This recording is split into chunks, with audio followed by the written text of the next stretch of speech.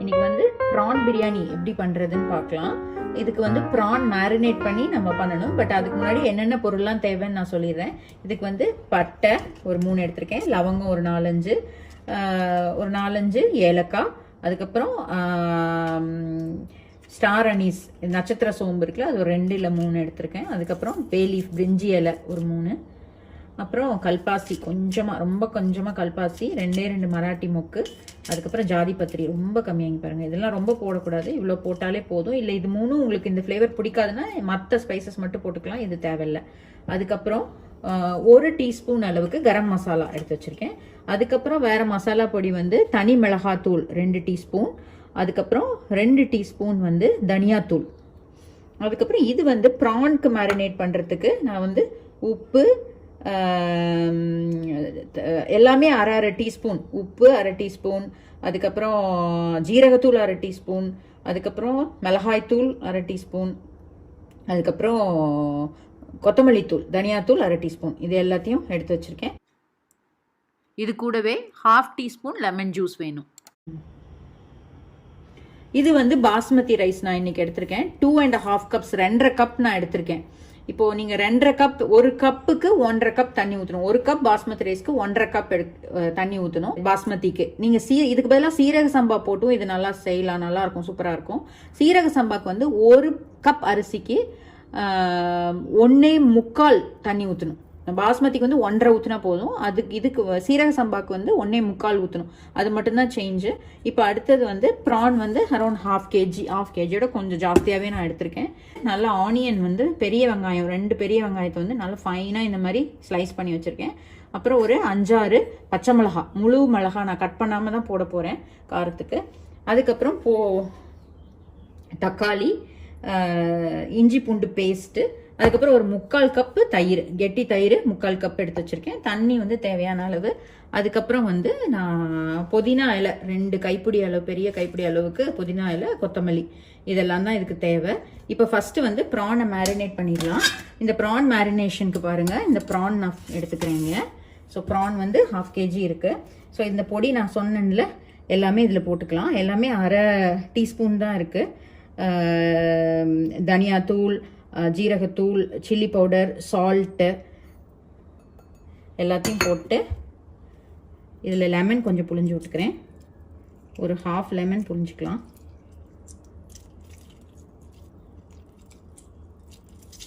½ lemon புழிஞ்சிட்டு இதில் இஞ்சி பூண்டு பேஸ்ட்டு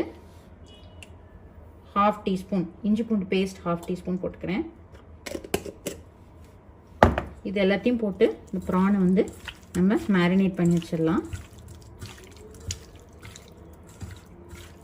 இந்த மேரினேஷன் வந்து அட்லீஸ்ட் ஒரு 30 நிமிஷம் நீங்கள் போட்டிங்கன்னா நல்லா இறங்கும் இந்த எசன்ஸ்லாம். ஸோ அதனால தான் இது போட்டு வைக்கிறது. இது நீங்கள் அதிக நேரமும் வைக்கலாம், ஆனால் வந்து நான் வந்து அரை மணி நேரம் வைக்க போகிறேன். அடுத்தது இந்த பாஸ்மதி ரைஸ் இருக்குல்ல, பாஸ்மதி ரைஸில் வந்து நல்லா 2 தடவை தண்ணி ஊற்றி கழுவிட்டு இதையும் 20 மினிட்ஸ் ஊற வச்சுக்க போகிறேன் நான். இப்போ பிரியாணி செய்ய ஸ்டார்ட் பண்ணிடலாம். இதுக்கு நான் வந்து நல்லா ஒரு 2 டேபிள் ஸ்பூன் அளவுக்கு எண்ணெய்,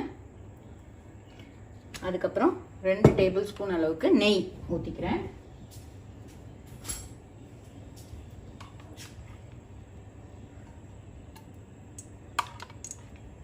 நெய் சில பேர் ஜாஸ்தியாக ஊற்றுவாங்க, பட் இது போதும்.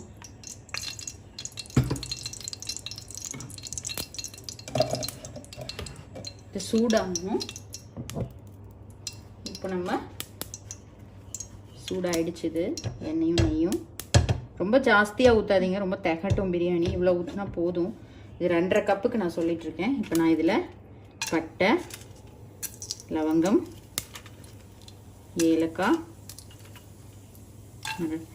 ஸ்டார் அனீஸ், நட்சத்திர சோம்பு, அதுக்கப்புறம் பிரிஞ்சிலி,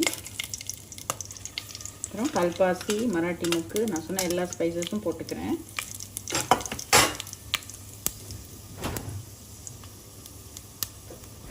இதில் நான் ஒன்றே முன்னாடி சொல்ல மறந்துட்டேன், கொஞ்சமாக சோம்பு போட்டுக்கலாம், ரொம்ப கம்மியாக சோம்பு.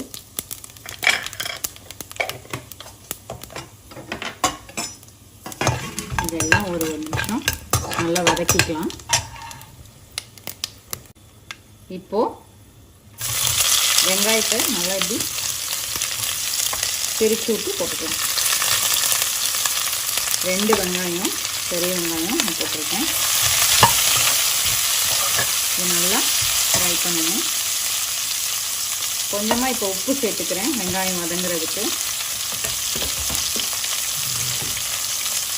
இப்போ உப்பு சேர்த்து லைட்டாக உப்பு சேர்த்து வெங்காயத்தை நல்லா வதக்கிக்கலாம். இது கூடவே ஒரு 5-6 பச்சை மிளகாய். இந்த மிளகாய் நான் முழுசாக அப்படியே போடுறேன். இதை நீங்கள் கட் பண்ணிங்கன்னா ரொம்ப காரம் இறங்கும். ஸோ நீங்கள் வேணும்னா நிறைய காரம் வேணும்னா இதை கட் பண்ணி போட்டுக்கலாம். பட் நான் இப்படி முழுசாகவே போடுறேன். அதுலேயும் ஓரளவு காரம் இறங்கும். இது நான் வதக்கிட்டு காட்டுறேன் ஒரு நிமிஷத்துக்கு. இப்போ 1 நிமிஷம் வதக்கியாச்சு. நான் இதில் இஞ்சி பூண்டு பேஸ்ட் போட்டுக்கிறேன். ஒரு 2.5 டீஸ்பூன் போட்டேன். 2.5 டீஸ்பூன் இஞ்சி பூண்டு விழுது போட்டாச்சு.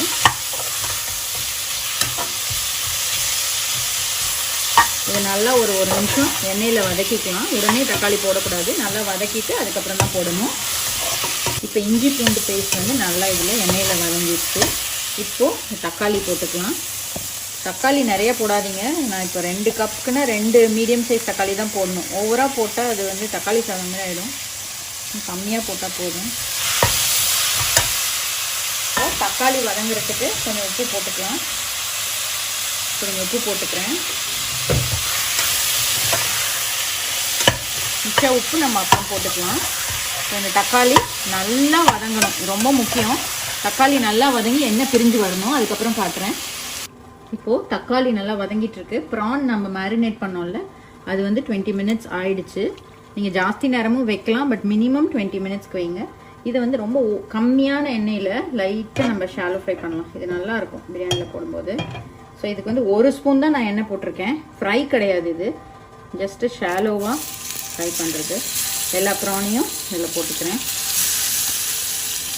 இது ரொம்ப நேரம் பண்ணிடாதீங்க. ப்ரான்ஸ்லாம் ஒரு மாதிரி ரப்பர் மாதிரி ஆகிடும். இது வந்து 2-3 மினிட்ஸில் ப்ரான் வந்து ஃப்ரை ஆகிடும். இந்த மசாலாவையும் போட்டுருவேன்.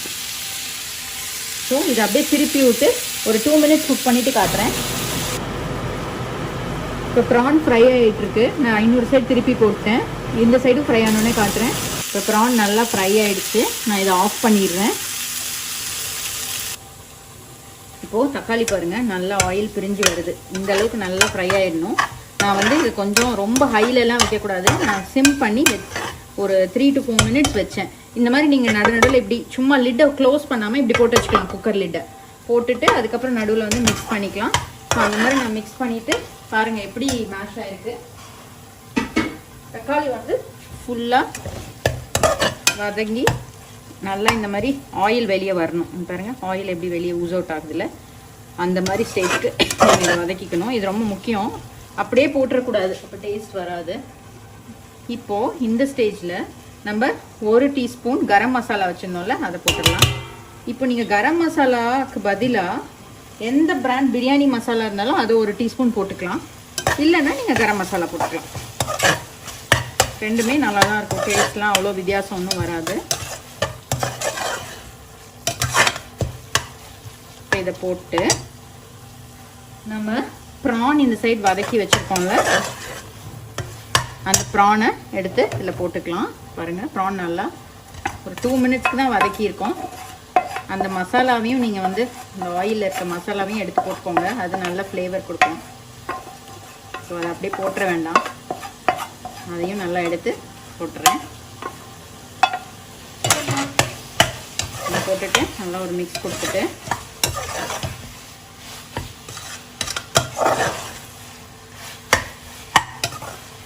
அப்புறம் இந்த 2 டீஸ்பூன் சில்லி பவுடர், 2 டீஸ்பூன் தனியா பவுடர் இருக்குல்ல, அதையும் போட்டுறேன்.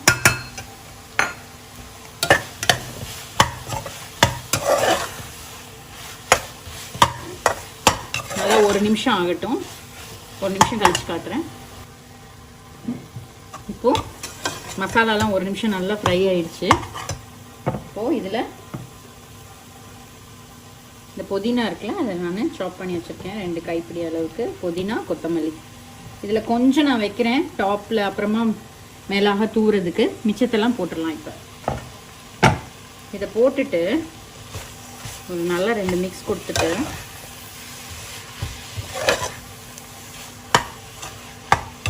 நம்ம எடுத்து வச்சுருந்தோம்ல, இது கொஞ்ச நேரம் ஃப்ரை ஆகட்டும்.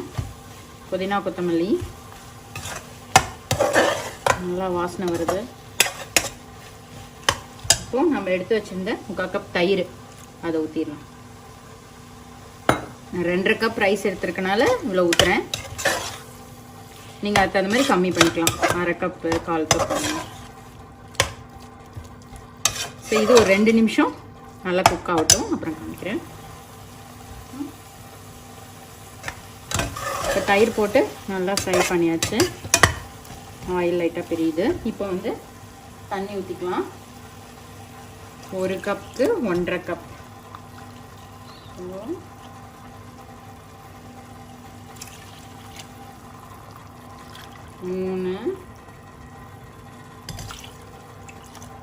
3 வந்து 2 கப்புக்கு, ஒரு 1/2 கப்புக்கு வந்து 3/4 கப் ஊற்றணும். 3/4 கப் ஊற்றியாச்சு. இப்போது உடனே இதில் தேவையான உப்பு போட்டுக்கலாம். ரைஸ்க்கு தேவையானது. ஃபைனலாக உப்பு இப்போ அட்ஜஸ்ட் பண்ணிடணும். இப்போ வந்து உப்பு நம்ம டேஸ்ட் பண்ணி பார்த்துட்டு, டேஸ்ட் பண்ணும்போது நல்லா கொஞ்சம் தூக்கலாக இருக்கணும், கம்மியாக இருக்கக்கூடாது. அப்போ தான் ரைஸ் போடும்போது கரெக்டாக வரும். அதே மாதிரி உப்பு பார்க்குறது வந்து நீங்கள் தண்ணிலாம் கொதிச்ச அப்புறம் அப்படி பார்க்கக்கூடாது, இப்போவே நீங்கள் பார்த்துடணும். அப்போ தான் அது கரெக்டாக தெரியும், அந்த அளவு உங்களுக்கு கரெக்டாக இருக்கா உப்பு அப்படின்ட்டு. தண்ணியை ஊற்றி நல்லா ஒரு 1 நிமிஷம் மிக்ஸ் பண்ண உடனே உப்பு செக் பண்ணிடணும். உப்பு செக் பண்ணிக்கிறேன்.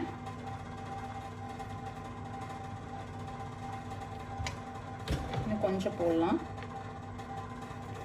1/4 ஸ்பூன் போட்டிருக்கிறேன். இப்போது உப்பு கரெக்டாக இருக்குது. இது வந்து நல்லா ஒரு கொதி வரட்டும். கொதி வந்த அப்புறம் தான் அரிசி போடணும்.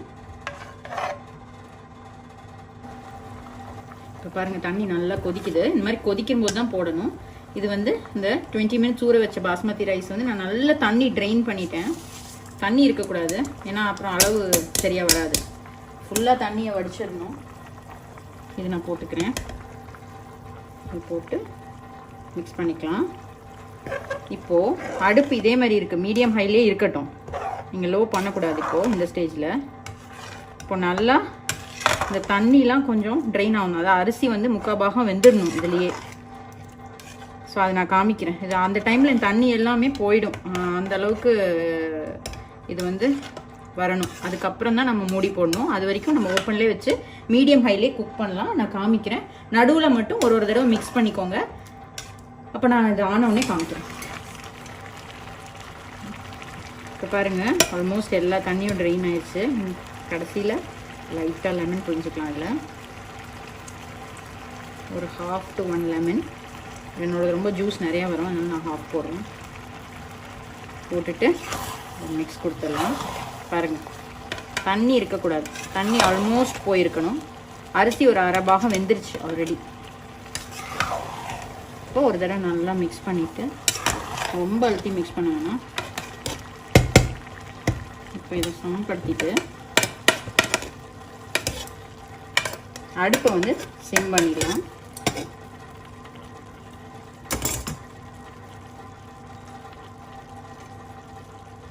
நம்ம கொஞ்சம் எடுத்து வச்சுருந்தோம்ல இந்த புதினா, இதை வந்து மேலே தூவிடலாம். புதினா கொத்தமல்லி இது ஆப்ஷனல், நல்லா ஃப்ளேவர் வரும். அதுக்கப்புறம்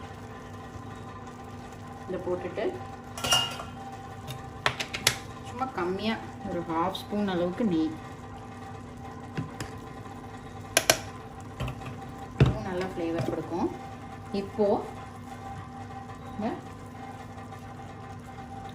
குக்கர் மூடிடலாம். இப்போ பாருங்கள், நான் வந்து இப்போ சிம் பண்ணிட்டேன். இது வரைக்கும் நல்லா மீடியம் ஹையில் இருந்தது. இப்போது சிம் பண்ணிவிட்டு வெயிட் போட்டுறேன். இதில் விசில்லாம் வரத்துக்கு நம்ம வெயிட் பண்ண வேணாம். சிம் பண்ணி வெயிட் போட்டு இந்த ஸ்டேஜில். ஸோ அடுப்பை சிம்மில் வச்சு நான் தம் பண்ணியிருக்கேன். இது வந்து கரெக்டாக 10 to 12 மினிட்ஸ் கழிச்சு ஆஃப் பண்ணிடணும். ஆஃப் பண்ணிட்டு உடனே திறக்கக்கூடாது. அது ப்ரெஷர் ஓடுறதுக்கு, ப்ரெஷர் ரிலீஸ் ஆகிறதுக்கு ஒரு 10 மினிட்ஸ் கொடுத்துட்டு அதுக்கப்புறம் தான் ஓப்பன் பண்ணணும். இப்போ இந்த மாதிரி சிம்மில் வச்சு 10 to 12 மினிட்ஸ் வச்சுட்டு ஆஃப் பண்ணிடணும். இப்போ பிரியாணி தம்மில் போட்டேன். அதுக்குள்ளே நான் ரைத்தா ரெடி பண்ணிக்கிறேன். இப்போ பாருங்கள், இதுக்கு வந்து நான் பெரிய வெங்காயத்தை நல்லா ஃபைனாக இந்த மாதிரி சாப் பண்ணி தண்ணியில் போட்டு வச்சுருக்கேன். நல்லா குடிக்கிற தண்ணி இருக்குல்ல, ட்ரிங்கிங் வாட்டரில் ஒரு 5 நிமிஷம் போட்டு வச்சுருக்கேன். இது வந்து நல்லா ரொம்ப காரமாக இல்லாமல் இருக்கும். இந்த காரத்தை ரொம்ப எடுத்துரும். சின்ன பிள்ளைங்கள்லாம் சாப்பிட முடியாதுல, ரொம்ப காரமாக இருக்கும்ல வெங்காயம். அதனால இது ஒரு 5 மினிட்ஸ் போட்டு இப்போ நான் தண்ணியை ஃபுல்லாக நான் ட்ரெயின் பண்ணிட்டு வந்துடுறேன். இப்போ வெங்காயத்தில் தண்ணி ட்ரெயின் பண்ணியாச்சு. இது கூட நான் வந்து சின்னதாக கட் பண்ண பச்சை மிளகாய், அதுக்கப்புறம் ஃபைனாக சாப் பண்ண தக்காளி, கொஞ்சம் ஒரு அரை தக்காளி போட்டிருக்கேன். அதுக்கப்புறம் கொத்தமல்லி இலை ஃபைனாக சாப் பண்ணி போட்டிருக்கேன். ரைத்தாக்கு இவ்வளோதான் தேவை. இது கூட நம்ம வந்து உப்பும் தயிரும் சேர்த்துக்கலாம். இது வந்து சர்வ் பண்ணுறதுக்கு கொஞ்சம் முன்னாடி சேர்த்துக்கலாம், இல்லைன்னா ரொம்ப தண்ணி விட்டுரும் இது. அதனால சர்வ் பண்ணுறதுக்கு கொஞ்சம் நேரத்துக்கு முன்னாடி நம்ம வந்து உப்பும் தயிரும் அப்புறம் சேர்த்துக்கலாம். அதோட ரைத்தா ரெடி ஆகிடும். இப்போ பிரியாணியோட சர்வ் பண்ணுறதுக்கு நான் வந்து எக் வந்து பாயில் பண்ணி வச்சுருக்கேன். இது ஆல்ரெடி பாயில் பண்ணி வச்சாச்சு, பாயில்டு எக். இது எப்படி பாயில் பண்ணணும்னா, தண்ணி ஊற்றிட்டு நீங்கள் பாத்திரத்தில் முட்டையை போடக்கூடாது. உடனே தண்ணி ஊற்றிட்டு தண்ணி கொதி வரணும். தண்ணி கொதிக்கும் போது தான் நம்ம கொஞ்சமாக அதில் உப்பு போட்டு அதுக்கப்புறம் இந்த முட்டைங்களை இதுக்குள்ளே போடணும். நல்ல பாயிலில் இருக்கும்போது அப்படி போட்டிங்கன்னா இந்த முட்டை வந்து உடஞ்சி வந்து அந்த ஒயிட் கலராக இது வெளியே ஊஸ் அவுட் ஆகும்ல, அதெல்லாம் ஆகாமல் இருக்கும். ஸோ பாயில் ஆனப்புறம் நீங்கள் முட்டையை போட்டுட்டு கரெக்டாக ஒரு 7 மினிட்ஸ் அந்த பாயிலிங்கில் 7 மினிட்ஸ் வச்சுருந்தீங்கன்னா கரெக்டாக நல்ல பாயில் ஆகிடும். அதுக்கப்புறம் ஆஃப் பண்ணிடலாம் நீங்கள். ஸோ இந்த டிப் ஃபாலோ பண்ணுங்கள். எக் பாயில் பண்ணும்போது இந்த உடஞ்சி வராமல் இருக்கும். இப்போ தம்மில் வச்சு கரெக்டாக 10 மினிட்ஸ் ஆயிடுச்சு. இப்போ நம்ம ஸ்டவ் ஆஃப் பண்ணிடுறேன். இப்போ ஸ்டவ் ஆஃப் பண்ணிவிட்டு இதை ஓப்பன் பண்ணக்கூடாது. இது ஒரு 10 to 15 மினிட்ஸ் நல்லா ப்ரெஷர் ரிலீஸ் ஆக விட்டுட்டு அதுக்கப்புறம் நான் ஓப்பன் பண்ணி காட்டுறேன். இப்போ ப்ரெஷர் ஃபுல்லாக ரிலீஸ் ஆயிடுச்சு. ஓப்பன் பண்ணி பார்த்துடலாம். இது வந்து நான் அந்த தம்முக்கு அப்புறம் ஒரு 15 மினிட்ஸ் விட்டுட்டேன். அதுக்கப்புறம் தான் ஓப்பன் பண்ணுறேன். உடனே ஓப்பன் பண்ணக்கூடாது.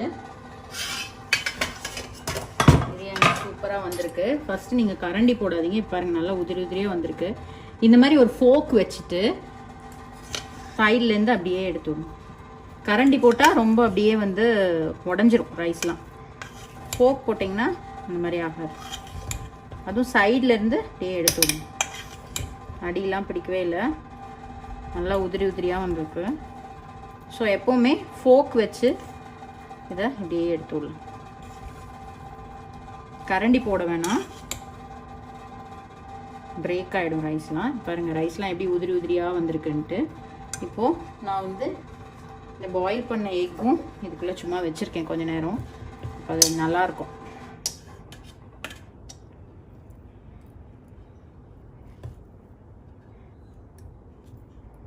ஸோ இந்த மாதிரி எக் அதுக்குள்ளே போட்டு வைக்கலாம். இப்போது நல்லா உதிரி உதிரியாக ரெடி ஆயிடுச்சு. இது இப்படியே ஒரு 5 மினிட்ஸ் வச்சுட்டு அதுக்கப்புறமா சர்வ் பண்ணலாம்.